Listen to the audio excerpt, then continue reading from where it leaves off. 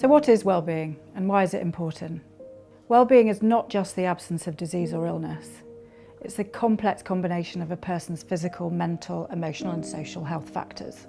Wellbeing is strongly linked to happiness and life satisfaction. In short, wellbeing could be described as how you feel about yourself and your life. Why does it matter?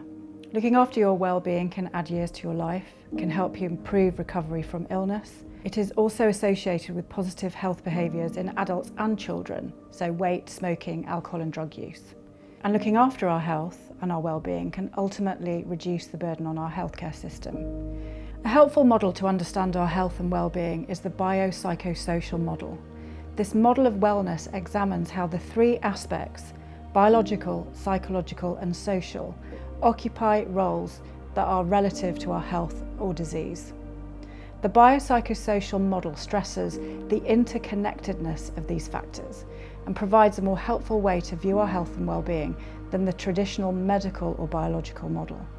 Yes, we are biological, as we all have a level of physical health. We may be living with a long-term health condition such as diabetes or chronic pain, for example. We might have a disability. Our biology will also account for any genetic predispositions that we might have for mental or physical health issues. But that's not the whole story. We are also psychological. This accounts for how we cope, our self-esteem, but also any adverse experiences that we may have had in our lifetime. And of course, we exist in a social system. This accounts for our family situation, being at school, at work, or being in our community. It's the connection between these three factors that can explain our current state of health and well-being.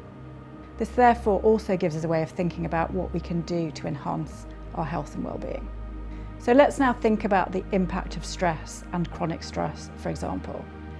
At any given time, we might be facing difficulties with our health, our finances, our relationships, and our coping strategies are absolutely stretched to the limit.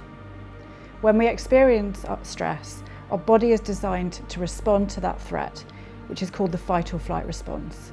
The stresses that we're generally dealing with today do not require us to fight our way out of them or run away from them, and actually running away is only likely to make the problem get worse. When we're stressed, we're likely to be hypervigilant to that stress. Our heart rate will increase along with our blood pressure, we release adrenaline. We all have cortisol in our system, which regulates our immune system, our digestive and endocrine systems, as well as our reproductive system. Therefore, maintaining a good balance of cortisol, which we can't directly control, and therefore our stress levels, is necessary for our health and well-being. Chronic stress can mess with our cortisol levels, and this dysregulation has been observed in chronic pain conditions, cardiovascular diseases, and mood disorders. This is why managing our stress and well-being is so fundamentally important. A helpful way to think about how we can enhance our well-being are the 5 ways to well-being given to us by the New Economics Foundation. The first way is connect. We're social animals, so having connections that work for us are crucial. Keep learning. A great deal of research has demonstrated the benefits to learning new things. It's not only good for your well-being, but good for your brain health. You could try that class that you've often wondered about, for example, and you also might find some new connections that way too. Being active. That doesn't mean going hell for leather at the gym for hours on end. Being active can mean getting out for a brief walk if you can. It can be attending a seated exercise class as well, for example. The evidence base for raising our heart rate on a regular basis not only highlights the benefits to our physical health, but also our mental health. Take notice. This speaks very much to how we can all suffer from living in the past, worrying about our future, and never really switching off.